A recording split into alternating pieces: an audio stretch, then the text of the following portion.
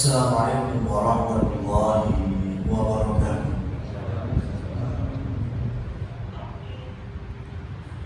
Innal hamdalillah nahmaduhu wa nasta'inuhu wa nastaghfiruh wa natubu ilayhi wa na'udzu billahi min shururi anfusina wa sayyiati a'malina man yahdihillahu fala mudilla lahu wa man yudlil fala hadiya lahu. Asyhadu an la ilaha illallah wa asyhadu anna Muhammadan abduhu wa rasuluh. Amma ba'du, rekan-rekan sekalian yang dirahmati Allah Subhanahu wa taala. Kita awali dengan bersyukur kepada Allah yang mengumpulkan kita kembali pagi hari ini dengan penuh kenikmatan dan anugerah darinya untuk bisa melanjutkan kajian rutinan kita di Selasa pagi guna membersihkan hati kita, menyirami sanubari kita dengan kesempurnaan firman-firman-Nya dan tuntunan-tuntunan syariatnya yang dibawa oleh utusannya yaitu Nabi kita Muhammad Sallallahu Alaihi Wasallam. Rekan-rekan sekalian, di dalam Al-Quran disebutkan qul ahbitu minha jami'a fa imma ya'tiyannakum minni huda faman tabi'a hudaya fala khawfun 'alaihim wala hum yahzanun. Ayat ini sedang mengisahkan murkanya Allah dan marahnya Allah Subhanahu wa taala kepada Nabi Adam, hingga Allah mengusirnya. Allah turunkan Nabi Adam dari surga menuju bumi. Qul nahbitu minha jami'a. Keluar engkau wahai Adam dan pasanganmu yaitu Hawa. Dari mana? Dari surga.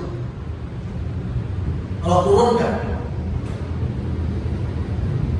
Tapi Allah Subhanahu wa taala berfirman di ayat seterusnya, fa imma ya'tiyannakum minni huda, selagi kalian bersama dan memegang hidayah, petunjuk, faman tabi'a hudaya, maka siapa saja yang senantiasa berada di petunjukku, kata Allah Subhanahu wa taala, fala khaufun 'alaihim wala hum yahzanun. Maka orang-orang yang seperti ini tidak pernah ada rasa sedih, ada rasa takut, ada rasa khawatir, karena dia merasa Allah Subhanahu wa taala senantiasa membimbingnya. Dan yang dimaksud dengan tidak pernah ada rasa sedih, tidak ada rasa khawatir, itu di surga. Rasa sedih, rasa takut, rasa khawatir, gelisah itu bagian sunnatullah yang ada di bumi, di dunia. Di surga tidak ada itu semua. Di ayat yang lain Allah Subhanahu wa taala mengaitkan hidayah, petunjuknya,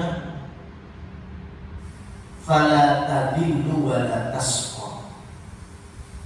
Siapa saja yang memegang hidayah dan petunjuk dari Allah, maka dia tidak akan tersesat dan dia juga tidak akan merasa susah. Ini modal kalau hidup di dunia. Semurka-murkanya Allah kepada Nabi Adam, Allah masih membekali dengan petunjuk. Dan Nabi Adam adalah bapak kita semua. Artinya ayat ini juga diperuntukkan kepada anak keturunannya. Allah itu cinta terhadap hamba-hambanya. Cuma terkadang dan yang paling banyak manusia meninggalkan mahabbatullah, cinta terhadap Allah. Dan itu bisa dibuktikan dari kehidupan sehari-hari, antara masjid dengan wahana hiburan, antara media kesenangan dunia dengan ilmu yang membawa berkah dan rahmat Allah, mana yang lebih didahului?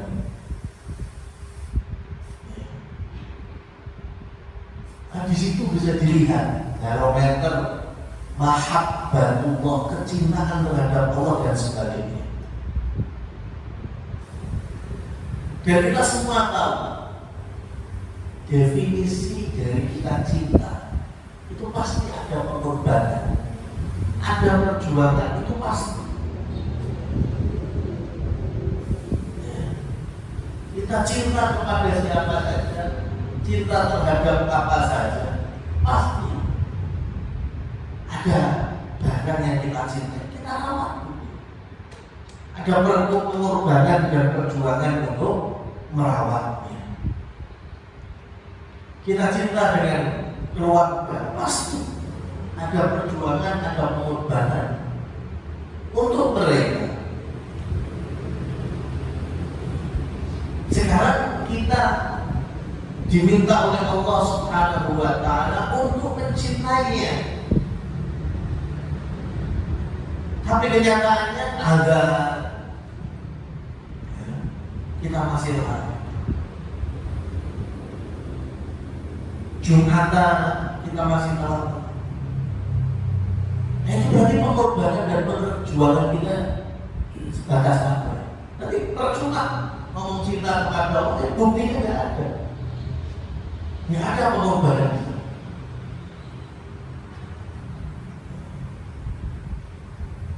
Kajian, kalau bisa nggak ada, mending nggak ada. Berarti kan bukti cinta kita kepada Allah Subhanahu wa Ta'ala di mana?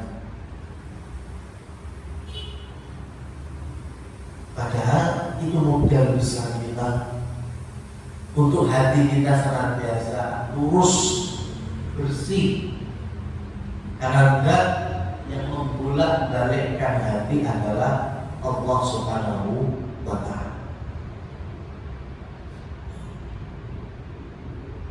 Umar bin Khattab radhiyallahu anhu ketika awal-awal merasakan keimanan dan keislaman, Umar bin Khattab datang kepada Rasulullah SAW menyampaikan, "Ya Rasul, sesungguhnya tidak ada lagi yang paling aku cintai kecuali Allah. Dan engkau aku cintai setelah aku cinta terhadap dirimu sendiri." Itu pernyataan Umar bin Khattab radhiyallahu anhu yang kemudian diluruskan oleh Rasulullah SAW. Umar mengatakan demikian setelah masuk Islam, berjumpa dengan Rasul. Darinya yang paling dicintai pertama Allah, kedua dirinya sendiri, baru kemudian Rasul. Kemudian Rasul luruskan, ternyata masih belum benar. Lagi yu'minu ahadukum, belum bisa dikatakan iman dengan iman yang hak, iman yang sejati. Hatta akuna ahabba ilaihi min nafsi, hingga aku dijadikan pada dirinya orang yang lebih dicintai daripada dirinya sendiri. Itu sabda Rasulullah SAW. Betul Pak Umar, kamu cinta kepada Allah, letakkan paling atas. Tapi tidak bisa disebut mukmin yang baik imannya sebelum menjadikan aku lebih dicintai daripada dirinya sendiri. Jadi urutannya kita cinta kepada Allah, kita cinta kepada Rasul, ya, baru kemudian kita cinta kepada diri kita. Karena cinta kepada Rasul Sallallahu Alaihi Wasallam bagian besar dari mahabbah atau cintanya kita kepada Allah. Dan kalau kita cinta kepada Allah dengan benar, pasti kita juga cinta kepada Nabi Sallallahu Alaihi Wasallam. Sekarang Imam Bukhari selama 17 tahun mengembara mengumpulkan hadis-hadis Nabi dan berhasil terkumpul 700 sekian ribu hadis. Beliau bawa, beliau hafal semuanya, tapi beliau masih memilah ada yang ternyata dhaif, derajatnya lemah, ada yang ini palsu bukan dari Nabi, ada yang benar, bahkan ada yang sahih. Akhirnya beliau mulai mencatatkan hadis-hadis menurut beliau sahih. Sebelum itu beliau wudu, terkadang beliau mandi, sholat 2 rakaat, sholat istikharah, supaya mendapatkan petunjuk dari Allah kalau hadis ini betul-betul hadis Nabi yang sahih, tidak ada cacat. Terkumpul akhirnya, ya, terkumpul 6.000 sekian, mendekati 7.000 hadis. Ya, hanya 1%-nya yang beliau hafal, dikumpulkan dalam satu kitab yang dikenal hari ini dengan kitab Sahih Bukhari. Dari ratusan ribu dari yang dihafal, beliau peres, beliau yakini yang sahih itulah yang dicatatkan sebagai model cintanya beliau kepada Rasulullah SAW untuk meraih cintanya Allah kepada kita. Nah sekarang dari sekian ribu yang ada di dalam Sahih Bukhari itu yang kita amalkan berapa? Atau barangkali kita dengar Sahih Bukhari baru kali ini, belum pernah lihat wujudnya.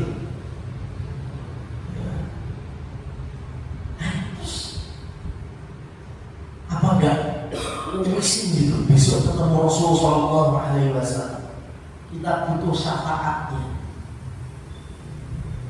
kita butuh dianggap sebagai umatnya. Nah Rasul nggak tahu kita. Nah karena kita tidak mengamalkan tuntunan-tuntunan, bahkan kita benci dengan orang-orang yang berada di atas petunjuknya. La haula wala quwwata illa billah.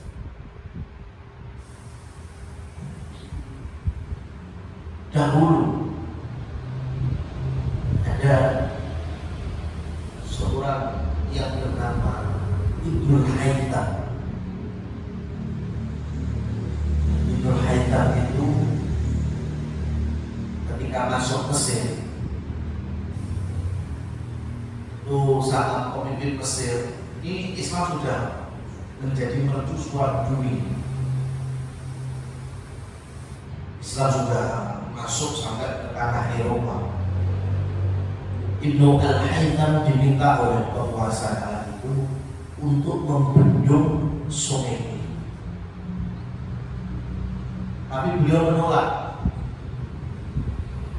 Ya, ucapan firman aja yang bisa bangun piramid, gak bisa bendung sungai ini.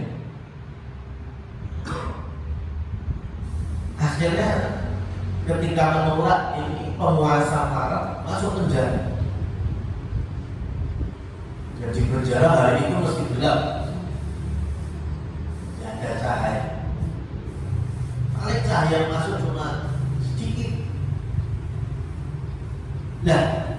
dengan kondisi gelap dan mengalami cahaya yang sedikit itu, malah kemudian beliau punya kaidah, punya ilmu baru, ya, yang kemudian di dalam karya besarnya dikenal dengan kitab Al-Manazil. Cahaya yang masuk hanya secuil itu. Beliau teliti, beliau kemudian punya ini cahaya kecil dalam kegelapan itu bisa memantulkan suatu yang jelas di luar. Beliau jadikan kaidah menjadi kaidah umroh, ya, yang hari-hari berikutnya dikenal salah satu kaidah fisika itu, yaitu terbentuknya lensa. Dari umroh jadilah kamera. Itu yang menginisiasi seorang tokoh muslim, Ibnu Haytham. Belum yang nantinya ketika muslimin masuk dari satu wilayah ke wilayah yang lain, itu orang kalau tahu muslim datang ke negeri mereka mesti ditarik, diberikan amanah untuk menyelesaikan masalah dunia, solusi, mau yang pertanian, perkebunan, peternakan, tata kota, itu kalau ada muslim dicari. Nah, hari itu muslim yang menguasai ilmu semua, jauh sebelum Eropa. Eropa masih ada di dalam sejarah mereka Black Death. Itu yang terjadi. Dan lihat ilmuwan-ilmuwan Islam yang hari ini mungkin masih ada fotonya, gambarnya, dohirnya itu sudah kelihatan muslim, pakaiannya, penampilannya dicari. Hari ini muslim yang dengan penampilan Islami, ya, bahkan mungkin dengan aksesoris yang pria jenggot, yang perempuan juga menutup aurat dengan benar, akhirnya malah kemudian dicurigai. Ya. Yang mencurigai siapa? Saudara Islam sendiri. Itu kan berarti terbalik berapa derajat. Itu saking jauhnya dari tuntunan Rasulullah SAW. Dan sebaliknya, jauhnya dari petunjuk Allah, sehingga barometernya adalah dunia, hawa nafsu.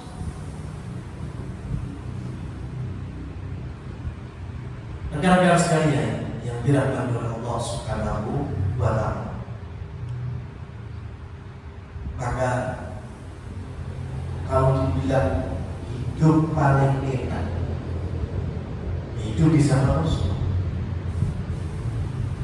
selagi kita beriman kepadanya, itu menumbuhkan rasa cinta kita kepada Allah dan Rasulnya. Itu lebih kelihatan, lebih nampak.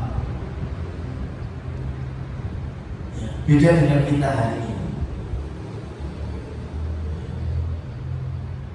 Meskipun mungkin masjid sudah banyak, ketebalan di mana-mana, kajian juga banyak, ya, banyak kajiannya, tapi belum tentu banyak yang mendengarkan, mengamalkannya. Apalagi ketika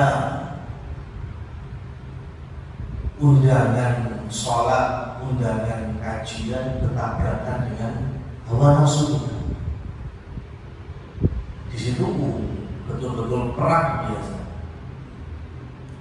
Apalagi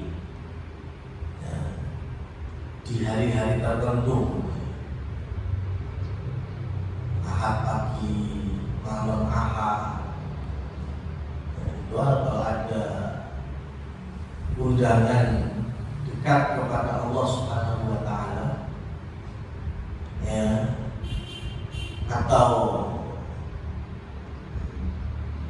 piknik dengan kawan-kawan, di situ pulang.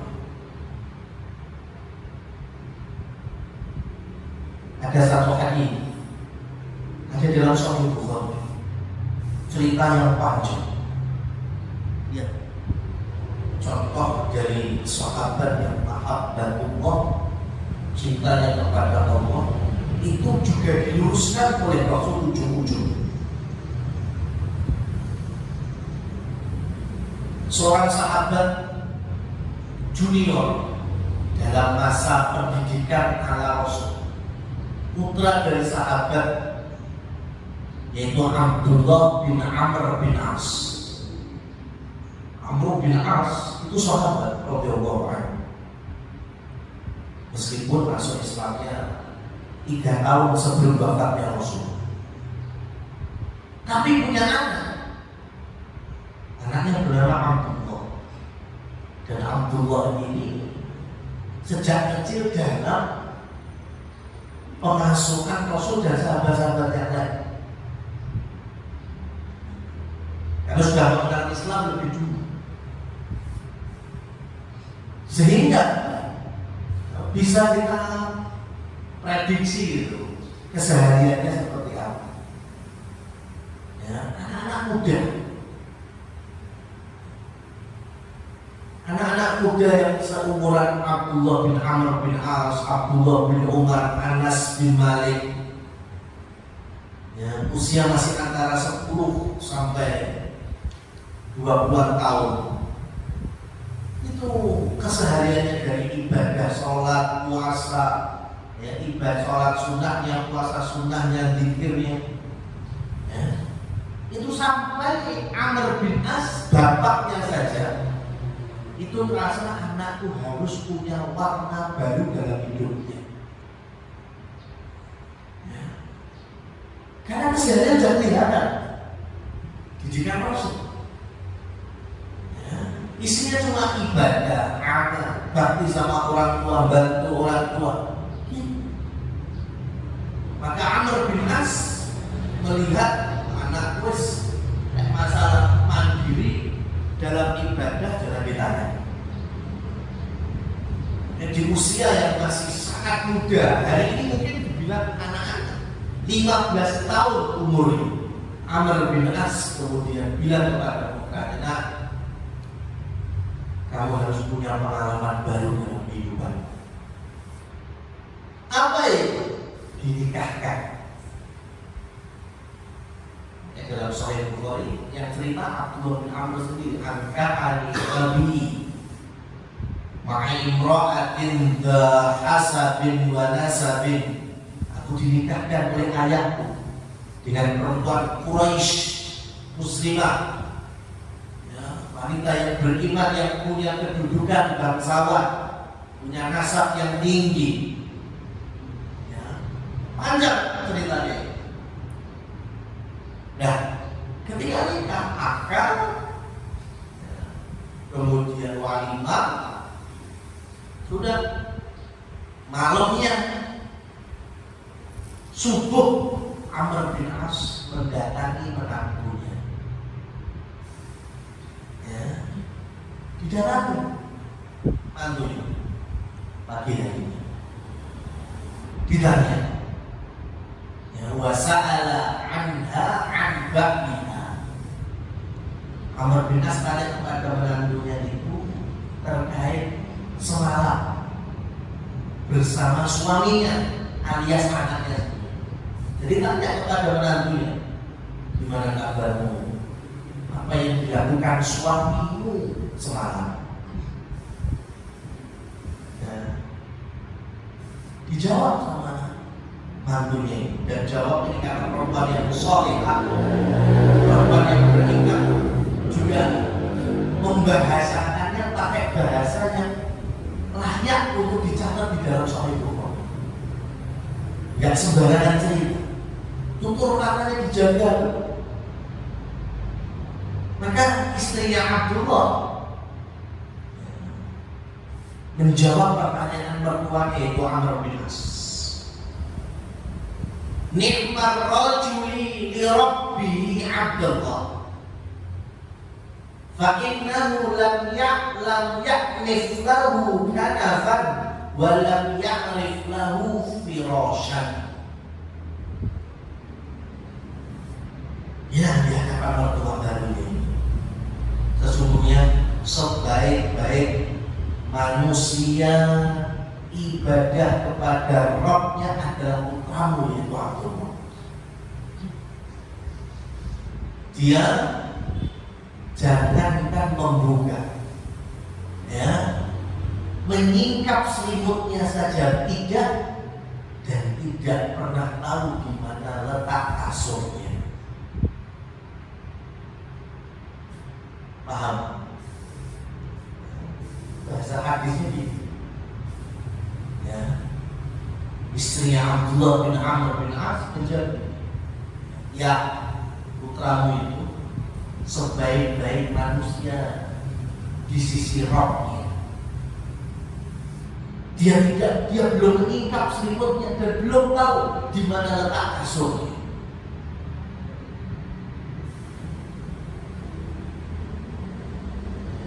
Membuat Amr bin As marah.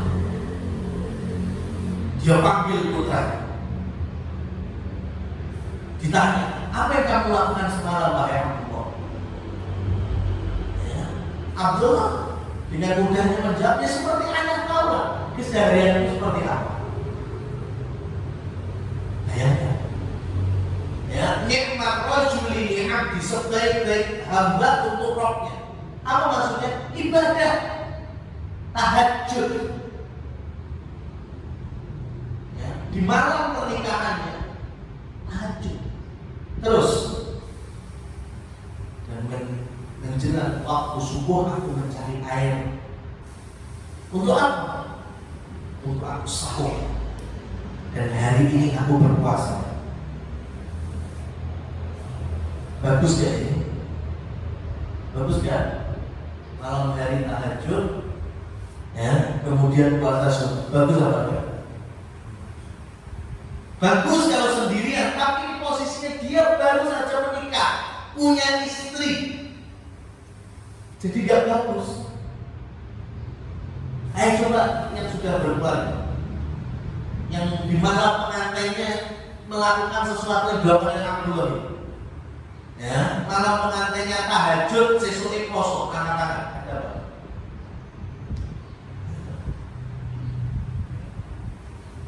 Itu yang terjadi. Ya. Sehingga antara bapak anak ini berselisih. Dan saya ibadah. Iya, kamu punya istri, istrimu punya anak. Akhirnya mereka nggak selesai antara bapak anak. Ayo kita bawa di hadapan Rasul Sallallahu Alaihi Wasallam. Itu enaknya ada Rasul, ada penentang. Minta keadilan dari beliau Sallallahu Alaihi Wasallam. Diceritakan. Ya, sampai Rasul gurunya, Rasul tahu ini muridnya. Kalau masalah tahajud, dia mulai puasa jangan ditanya. Maka Rasul tanya hanya ke Abdullah. Kamu kalau ngaji biasanya khatam berapa hari atau berapa pekan? Kata Abdullah, setiap hari saya selesaikan bacaan Quran ya Rasul. Setiap hari khatam. Padahal Al-Quran masih turun dari itu.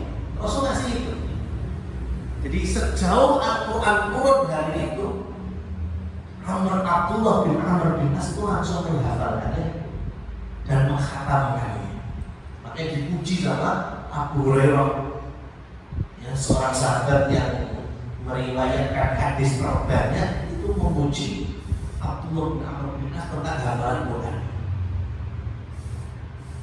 Setiap hari khatam, kata Rasul, jangan khatamkan dalam sebulan. Diluruskan sama Rasul, gurunya. Ya Rasulullah, saya itu muda, 15 tahun usia. Ngaji kok kata sebulan pisah itu remeh sekali. Kemudian Rasul sampaikan, ya sudah 2 pekan sekali. Kata Abdullah, enggak ya Rasul, saya lebih mampu dari itu. Ya sudah. Kemudian Rasul kasih batasan terakhir, khatamkan Quranmu 1 pekan sekali. Sudah. Gurunya sudah mimpin, apa kan? Ya sampai hari ini sunnahnya kita mengkhatamkan Al-Quran itu 1 pekan sekali. Kecuali bulan Ramadan. Kemudian yang kedua Rasul bertanya, bagaimana dengan puasamu, puasa sunnahmu? Ya kalau saya sanggup hari itu puasa seperti hari ini. Jangan jadikan puasa sunnahmu itu sebulan 3 hari saja. Kata Abdullah, tidak bisa, saya masih kuat. Sebulan cuma 3 hari. Yang dimaksud Rasul yaitu puasa ayyamul bid. Ya sudah, sepekan 2 kali, 2 hari, 1 pekan, Senin Kemis jatuh. Tidak Rasul, lebih kuat daripada. Ya sudah, kamu puasa hari ini, 2 hari ke depan jangan. Besoknya lagi puasa, 2 hari ke depannya jangan. Jadi ketemu 3 hari sekali puasanya. Enggak ya Rasul. Abdullah bin Amr kemudian mengucapkan ucapan anak muda di atas keimanan. Da'ni ya Rasulullah an astamti'a syababi wa quwwati. Biarkan aku ya Rasul menghabiskan masa mudaku dengan kekuatanku untuk ini. Bahasa kerennya, mumpung masih muda ya Rasul, aku tak bersenang-senang. Tapi bersenang-senang ala Abdullah, jangan ala kita. Masih muda, bersenang-senangnya dengan apa? Amal ibadah. Ini pantas jadi jargon pemuda ini. Ditulis, di print atau di MMT kayak kamar ini. Mumpung masih muda, aku habiskan masa mudaku dengan bersenang-senang itu. Tapi dalam kurung disoleh Abdullah bin Amr bin As. Itu orang yang ini salah paham. Ya. Seperti hari ini, mumpung masih muda bersenang-senang, isinya apa? Rata-rata maksiat, minim perkara yang sia-sia. Tapi Abdullah hari ini bersenang-senangnya menghabiskan waktunya untuk ibadah. Makanya langsung diluruskan oleh Rasulullah SAW, tidak bisa Abdullah, sebaik-baik puasa sunnah itu puasa Dawud. Yasumu yauman wa yuftiru yauman, sehari puasa sehari. Abdullah mendengarkan di gurunya Rasulullah SAW, dan kemudian Rasul menasihatkan, ya, likulli haqqin haqqahu waqti bihaqqin haqqahu. Berikanlah setiap sesuatu itu ada, termasuk istrinya. Bukan tahajud gak baik, tapi sekarang kamu itu baru saja nikah, ya, dimana bermain-main dengan istri itu juga ada pahala. Ya, tadi kan versi orang tuanya kan Abdullah punya istri tapi seakan-akan gak boleh istri. Diluruskan sama Rasul. Itu saking cintanya dengan Allah dalam bentuk ibadah, saking cintanya Abdullah dengan Rasul dalam bentuk mengamalkan ajaran. Harusnya masih muda. Dan kita ini kan selagi masih bekerja dalam arti aktif itu masih muda.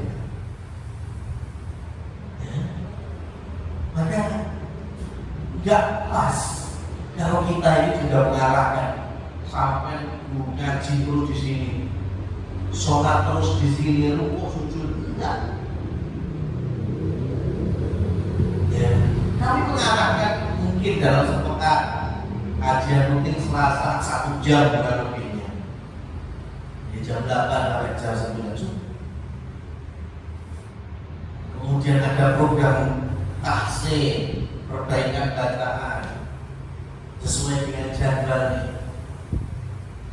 Selain itu, di mana kita bisa mengambil amalan ibadah, pahala di situ? Ya dengan aktivitas amalan kerja kita, tanggung jawab kita. Itu juga bisa ladang pahala. Apalagi kalau kita pakai jargonnya Abdullah bin Amr, mumpung masih muda, kita bersenang-senang dengan amanah pekerjaan, yaitu dengan menyelesaikannya yang profesional dalam tanggung jawab tersebut, sungguh-sungguh, dan apapun yang mengitari dari keberhasilan kita di dalam menyelesaikan tugas dan tanggung jawab itu juga Pak, mumpung masih muda. Rasulullah SAW membocorkan ya umur ahli surga sampai tahu berapa seberapa. Ya, itu Rasul sampai menyampaikan mau yang wafatnya umur 100 tahun, 200 tahun, 1000 tahun, 90 tahun, atau mungkin balita sudah meninggal, atau masih remaja 15 tahun, 20 tahun. Tapi kelak di dalam surga itu umurnya semuanya sebanyak. Dalam Sunan Tirmidzi Rasulullah SAW menyampaikan, yadkhulul muslimul jannah murdan mukahhilina wa kana lahu 30 aw 33 min umri. Ini sabda Rasulullah SAW. Kelak orang-orang yang bertakwa dari kalangan muslimin dan muslimat itu masuk surga dalam kondisi amrod, murdan, nggak punya bulu sama sekali. Ya, hanya rambut di depan. Mukahhilin, mata mereka memakai celah, dan mereka berumur dalam kisaran 30-33 tahun. Ya, itu bocoran umur penghuni surga. Usia berapa? 33 tahun. Ya kok bisa? Dijelaskan oleh Ibnu Qayyim al-Jauziyah. Hikmah kenapa penghuni surga itu umurnya 33 tahun, karena 33 tahun adalah puncaknya kekuatan dari orang yang berada dalam status muda. Karena usia 33 tahun kurang lebihnya di situ, itu orang-orang yang bisa merasakan nikmatnya apapun yang tidak bisa dinikmati usia-usia anak-anak dan tidak bisa dinikmati usia-usia yang sudah lanjut. Maka semua barang kenikmatan umur-umur 30 itu bisa merasakan semuanya. Arek sing paling api kaya apa sampai sing paling maksiat kaya apa iso. Gambaran mudahnya masa kuliner ya, cukup rasakan ayam geprek level 30, bocah umur 10 tahun, ora iso ya, mesti munafir. Tapi ngejak makan tengkleng balungan sama umur yang udah 80 tahun nggak bisa menikmati. Yang bisa merasakan dua-duanya itu Yosef umurnya 30-an tahun. Dan di surga itu isinya kenikmatan semua. Makanya diwakili usia 30 tahun itu karena umur segitu bisa merasakan semua kenikmatan. Makanya sampai umur kelung wis duwe tensi dhuwur, asam urat dhuwur, wah ini gak cocok dengan hadis ini. Umur kelung wis duwe apotek langganan, dengan tes di jepi, piro kolesterol, harus umur sakmono ketemu konsumen, nyate nongsen, ayo siap, sesuk bakar-bakaran. Habis beberapa pedes, ayo apa sih? Umur 33 tahun harusnya masih seperti itu. Dia bisa merasakan semua. Ini contoh mudahnya kalau dalam makan. Artinya kalau dalam ibadah juga sama. Umur 33 tahun diajak mau kajian, jam 4 jam harusnya. Seperti halnya ketika diajak maksiat 4 jam setengah hari pulang, harus juga sama. Karena di situ letak keutamaannya mumpung. Hari ini ketika kita diamani pekerjaan juga harusnya usia segitu ya. Bismillah, bisa mampu. Saya coba, saya kerjakan. Mungkin bisa disupport, mungkin butuh bimbingan, dan seterusnya. Ini contoh dari seorang sahabat yang bernama Abdullah bin Amr bin As, bagaimana ada internalisasi nilai, value, hasil, didikan dari Rasulullah SAW, rasa yang sangat besar mencintai Allah dan Rasulnya dipraktekkan dalam kehidupan sehari-hari. Rekan-rekan sekalian yang dirahmati oleh Allah Subhanahu wa taala, mahabbatullah wa mahabbatu rasulih, di antara cara kita mensucikan jiwa yaitu cinta kepada Allah dan Rasul, itu juga dalam hal mengembalikan segala urusan kepada atau bahasa ayatnya kalau kita sedang berselisih, farduhu ilallah, maka kembalikan lagi kepada zat yang menciptakan perselisihan, zat yang kemudian akan mempersatukan kembali, zat yang maha adil dan bijak. Jangan pakai model hawa nafsu kita, Pak. Contoh, Rasulullah SAW pernah didatangi 2 orang mengatasnamakan keluarga besar dua-duanya. Yang pertama sahabat yang mulia Sa'ad bin Abi Waqqas radhiyallahu anhu, sahabat mulia, ahli surga, dijamin sama Rasul. Yang kedua Zam'ah, keluarga dari Zam'ah. Zam'ah itu mertuanya Nabi. Karena Nabi SAW punya istri bernama Saudah.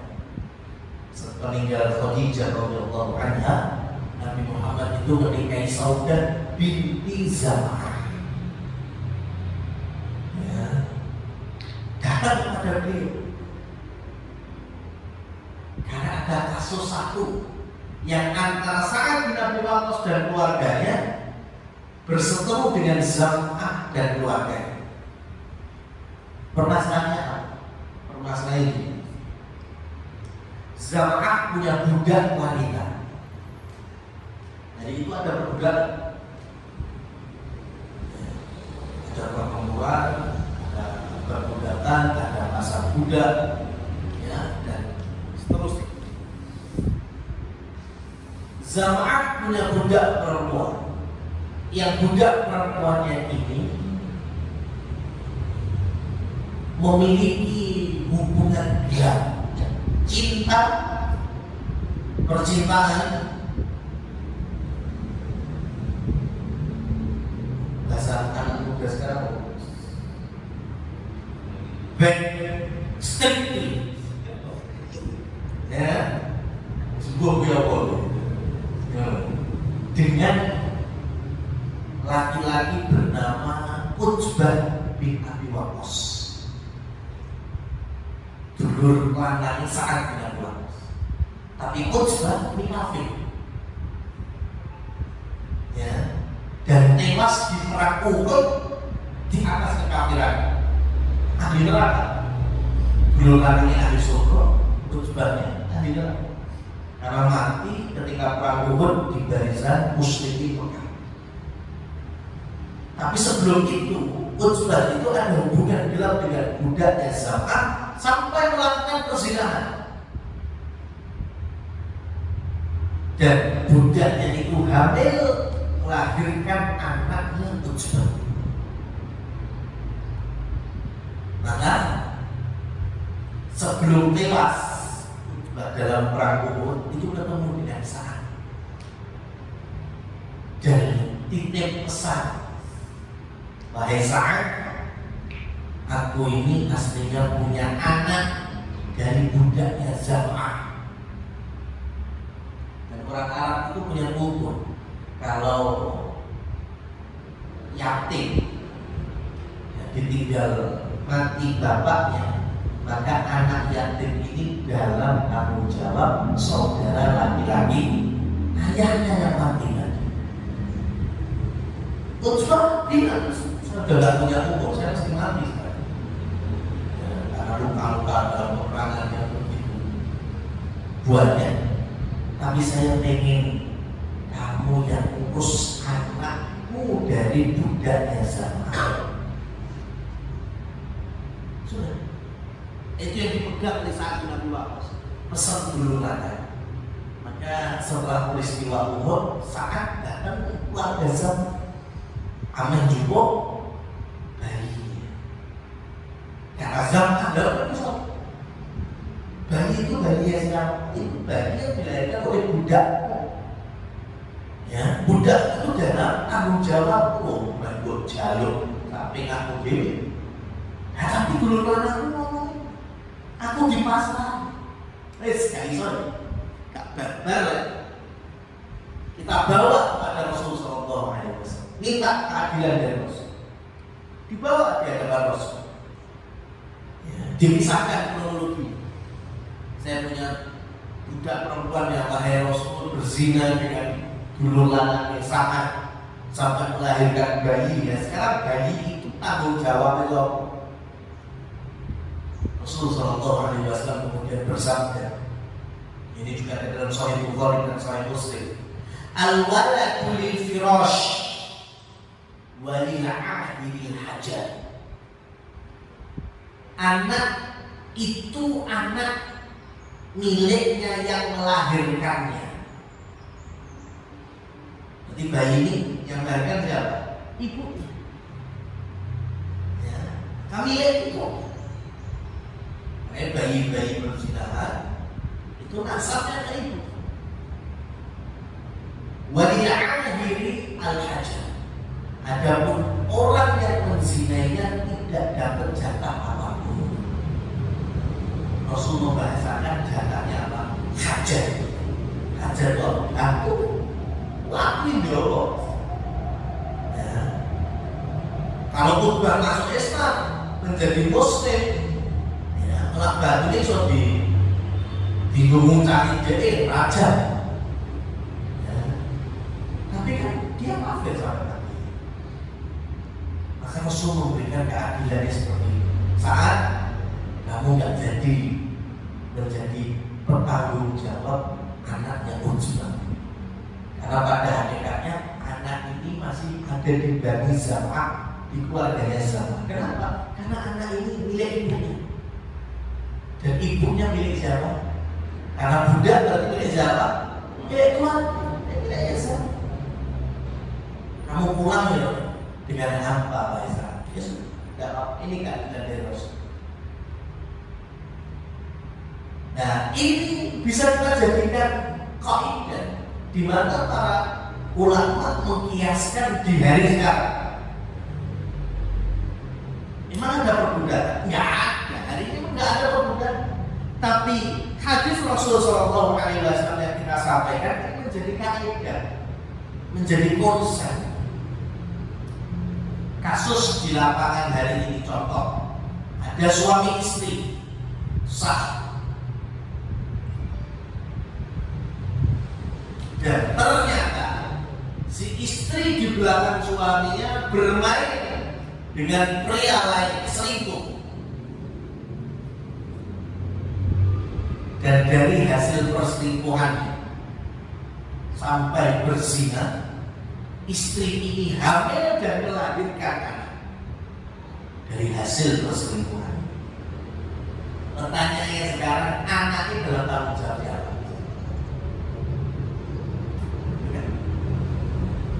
Ya, anak yang dilahirkan dari hasil perselingkuhan ini tanggung jawabnya.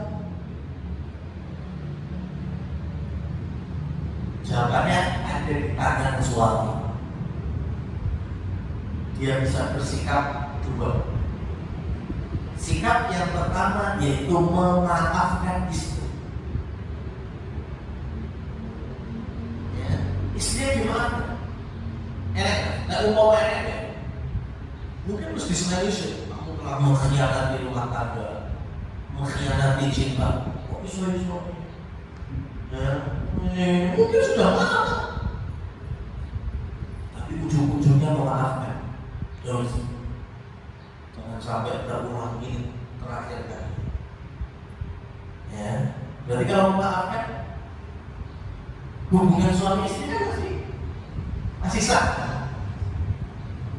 Nah, karena suami memaafkan kesalahan istrinya itu dan telah lahir darinya anak dengan selingkuhannya, maka anak yang lahir tanggung jawab siapa?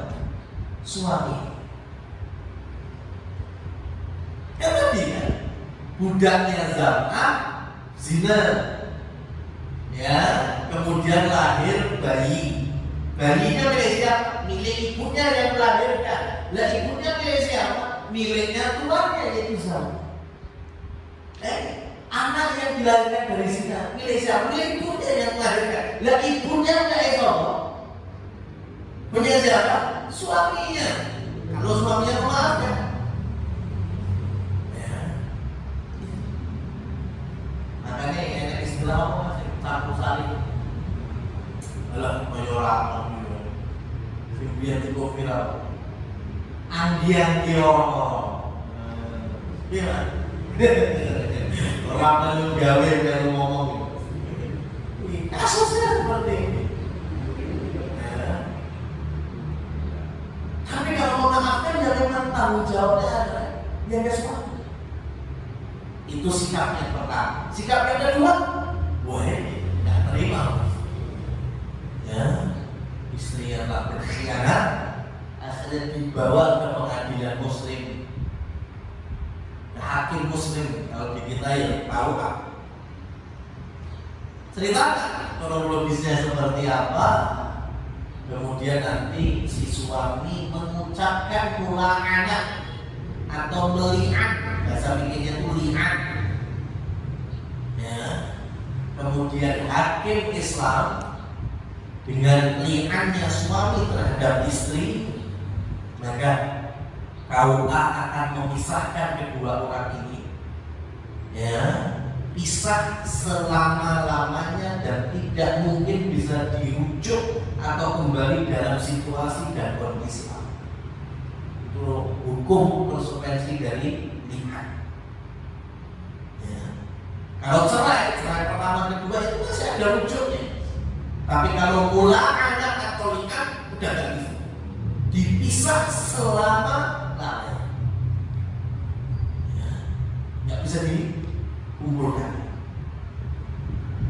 Ya, karena kalau suami menuduh istri yang berzina tanpa ada bukti dan saksi, ini dosa besar. Ya, dosa besar. Menuduh wanita yang menjaga kehormatannya dengan perzinahan itu dosa besar. Apalagi suami menuduh istrinya selingkuh tanpa ada bukti dan saksi, itu dosa besar. Tapi ini kan jelas harus pertolongan anak ini. Hasil dari zina itu sudah, maka si suami berhak untuk membawa ke pengadilan Islam dengan melihat atau melaknat istrinya. Kalau secara bahasa ya, melaknat itu melaknat, li'an terhadap istrinya, kemudian nanti sama hakim akan dipisahkan selama-lamanya. Ini hukum Allah dan Rasul. Ya, dan ini keadilan. Hari ini kita tahu hikmahnya atau belum, tapi ini yang kita jadikan acuan sebagai tanda bukti mahabbatullah, cintanya kita kepada Allah dan cinta yang kita kepada Rasul SAW. Ini yang bisa kita sampaikan secara materi, ya, untuk menumbuhkan kecintaan kita kepada Allah dan Rasulullah, ya, mulai patuh dan taat mengerjakan kewajiban-kewajiban yang datang dari syariat kita. Yang wajibnya dulu saja, sholat wajibnya, yang laki-laki berjamaah, yang perempuan wajib menutup aurat, yang menutup aurat ketika keluar rumah, yang wajib-wajibnya dulu berbakti kepada orang tua, menyelesaikan kewajiban dan amanah, yang pekerjaan kantor misalnya, itu dulu aja wajibnya kita selesaikan dengan niat cinta kepada Allah dan mengikuti ajaran Rasulullah. Semoga bisa menghasilkan hati yang lebih bersih dari sebelumnya. Allahumma amin. Walhamdulillahirabbil alamin.